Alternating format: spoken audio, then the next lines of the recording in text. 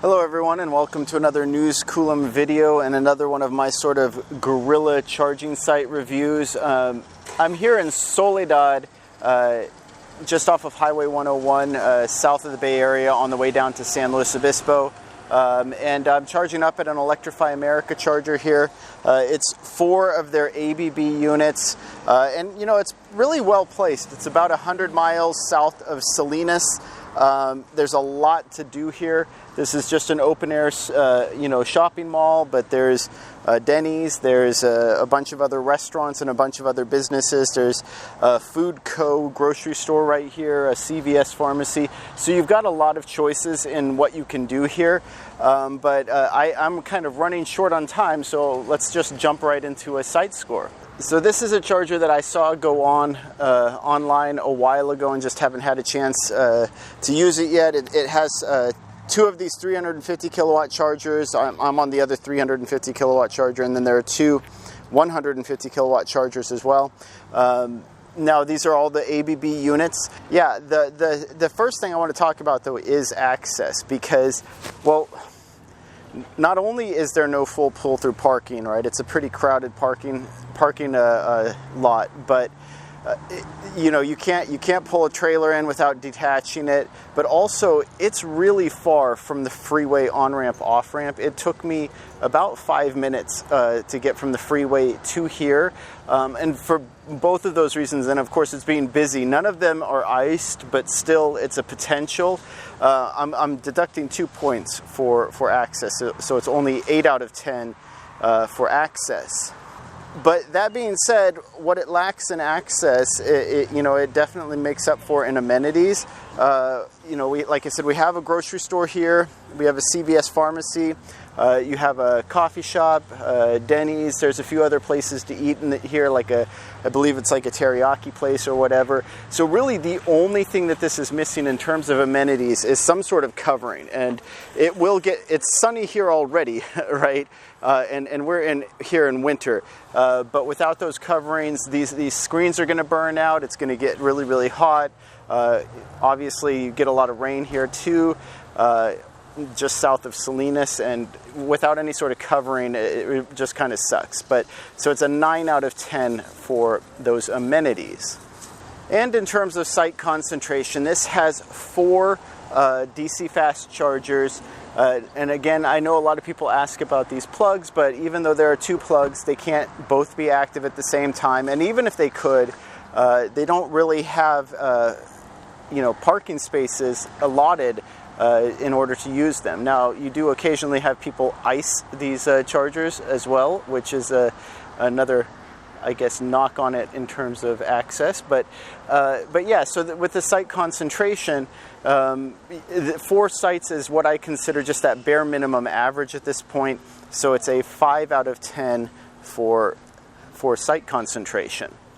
And in terms of the location, right, so this is an area that is very heavily trafficked. It lies between 2 highly populated electric vehicle population centers. And so in that regard, it's very important that we have a site here. This is just another highway travel site. Now, I could have probably pushed it to King City if I really wanted to, but it would have required me to charge up way higher than I would have wanted to in the Bay Area. So just having this option of being able to charge up here is really important. It's not really serving local needs, as like this is very much a bedroom community or an ag community where people are going to be able to park in their own garage and charge at night. But just the importance in terms of travel alone, I'd give this a 9 out of 10 for site location. And then for speed, these chargers are either 150 kilowatt or they are 350 kilowatt, with the exception of the CHAdeMO head, which is only 50. Now, this is the fastest charging that is currently available from any charging provider. And so if you look at it from that, it's an easy 10 out of 10. Now, I have started to review some of those Ultium-ready, GM-funded EVgo sites, and those have a much higher number of 350 kilowatt chargers at their site. And so the fact that this is mixed and that it's almost always deferring to the 150 kilowatt instead of the 350 kilowatt, I don't know if I need to start knocking it in terms of speed, because you want a majority of your chargers, especially on travel sites, to be faster. Now, to be fair, for things like sit-down restaurants, or just for me to run in and get a coffee from Starbucks took me about 10 minutes, maybe 15 minutes. And in that case, especially for small cars, 150 kilowatt charging is probably going to be more than adequate for most vehicles. And that's something that maybe also, because I've mentioned this before, people have started talking about the Tesla CCS adapter and how those shouldn't really be counted as 350 kilowatt if they can only charge a Tesla at 180. Well, the funny thing is, a Tesla coming in here with a CCS adapter will be able to charge at the same speed on 150 as they do on a 350. It's still 500 amps. So they'll still be able to get that same 180 kilowatt off of any of these units. And so realistically for them, it's the same speed all the way around, and it's basically somewhere between Tesla's V2 and V3 supercharger speeds for someone using an unlocked CCS adapter or a capable CCS adapter. So again, long-winded way of saying this is the fastest charging that there is available, and so it's a 10 out of 10 for charging speed.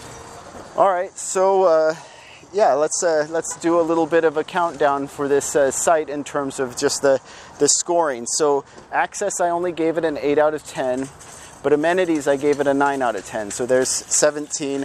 Now in terms of site concentration, again, this is only a basic site, so it's only 5 out of 10, so we're up to 22. And then for location, I did give it an 8 out of 10, just because of where it's located on these freeways. So we're up to 30, and then with a score of 10 on the charging speed, we're up to 40. So this is another one of those solid B sites, which is what I kind of come to expect from Electrify America, even with my new metric where I'm sort of lowering some of the scores as expectations for the number of chargers grows per site, and the expectation for speed and things like that. Now, some things, of course, I'm not budging on. Pull-through parking, covering for the chargers, those are all necessary for a charging provider to get close to a perfect score on my assessment. So I'd love to hear what you think. Have you had a chance to use this charger before? Do you drive the Highway 101 corridor?